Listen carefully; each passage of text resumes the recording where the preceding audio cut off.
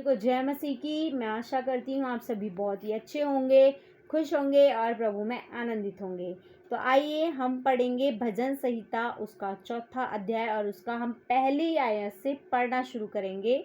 देखिए, हम सभी जानते हैं कि ये जो भजन संहिता है वो दाऊद इसके भजनकार हैं।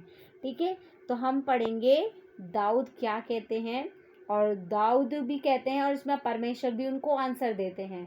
ठीक है, तो उन सारी बातों से जो उनके बीच में वार्तालाप हुआ है परमेश्वर और दाऊद के बीच में, हम उन सारी बातों को सुनकर समझकर और अपनी प्रार्थना में अप्लाई कर सकते हैं और हम प्रार्थना कर सकते हैं जैसे दाऊद ने प्रार्थनाएं की। ठीक है, तो आइए हम पढ़ेंगे। हे मेरे धर्ममय परमेश्वर, जब मैं पुकारूं तब तू मुझे उत्तर दे। हालेलुया। जब मैं सकेती में पड़ा तब तूने मुझे सहारा दिया। ठीक है, परमेश्वर ही हमें सहारा देने वाले परमेश्वर हैं। ठीक है, और दाऊद कहते हैं कि मुझ पर अनुग्रह कर और मेरी प्रार्थना सुन ले। फिर परमेश्वर का वचन कहता है कि हे मनुष्य के पुत्रों, कब तक मेरी महिमा का अनादर होता रहेगा? तुम कब तक व्यर्थ बातों से प्रीति रखोगे और झूठी युक्ति की खोज में रहोगे? हमें केवल परमेश्वर की खोज करनी है, परमेश्वर के पीछे चलना है, ना कि व्यर्थ बातों की खोज में लगे रहना है। परमेश्वर का वचन कहता है, यह जान रखो कि यहोवा ने भक्त को अपने लिए अलग कर रखा है। जब मैं यहोवा को पुकारूंगा तब वह सुन लेगा। हालेलुया। देखिए, परमेश्वर के जब बेटा और बेटी परमेश्वर से जब प्रार्थना करते हैं तो परमेश्वर उनकी सुनकर उन्हें उत्तर ज़रूर देते हैं, लेकिन सबसे बड़ी बात है कि हम कितना परमेश्वर को समर्पण करते हैं, उसके अकॉर्डिंग परमेश्वर हमारी लाइफ में काम करते हैं। परमेश्वर का वचन कहता है, कांपते रहो और पाप मत करो और अपने अपने बिछौने पर मन ही मन सोचो और चुपचाप रहो। पाप करने के लिए हमेशा कांपते रहो कि इससे कांपते रहोगे तो अगर आपके अंदर डर रहेगा कि मुझसे कोई पाप ना हो, आपको अपने मन में ये रखना है कि मुझे कभी पाप नहीं करना है। फिर परमेश्वर का वचन कहता है कि धर्म के बलिदान चढ़ाओ। परमेश्वर के सामने हमेशा अपने धर्म के बलिदान चढ़ाओ और यहोवा पर भरोसा रखो। देखिए, हम परमेश्वर को कुछ भी नहीं दे सकते क्योंकि सारी वस्तुएं तो परमेश्वर की बनाई हुई हैं।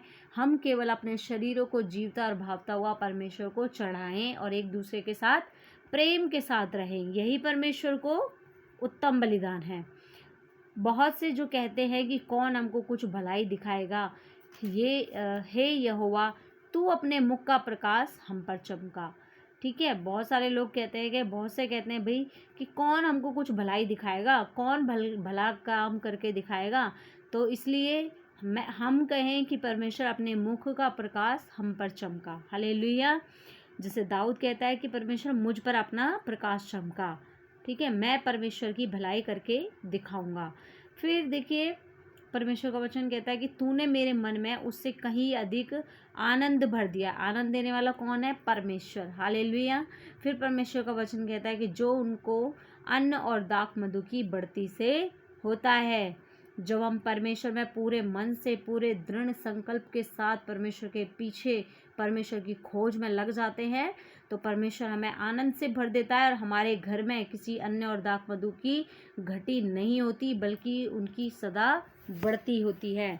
फिर दाऊद यहाँ पर कहता है, मैं शांति से लेट जाऊंगा और सो जाऊंगा क्योंकि हे यहोवा केवल तू ही मुझको एकांत में निश्चित रहने देता है। हालेलुया। देखिए, बहुत सारे लोग हैं जो बहुत सारे टेंशन में रहते हैं, परेशानियों में, तकलीफ़ों में, उनको रात नींद नहीं आती, लेकिन हमारा परमेश्वर हमें चैन से सुलाता है और चैन से उठाता है। हमारा परमेश्वर अनुग्रहकारी परमेश्वर है। अगर हम परमेश्वर के पीछे चलते रहेंगे, परमेश्वर के वचनों को अपनी लाइफ में फॉलो करते रहेंगे, तो हमें भी परमेश्वर चैन की नींद देगा और चैन से हम सुबह उठेंगे और परमेश्वर के नाम का धन्यवाद कर सकेंगे। इसी के साथ मैं वीडियो समाप्त करती हूँ। आशा करती हूँ कि आज कुछ ना कुछ आपने ज़रूर नया सीखा होगा। सभी को जय मसीह की। धन्यवाद।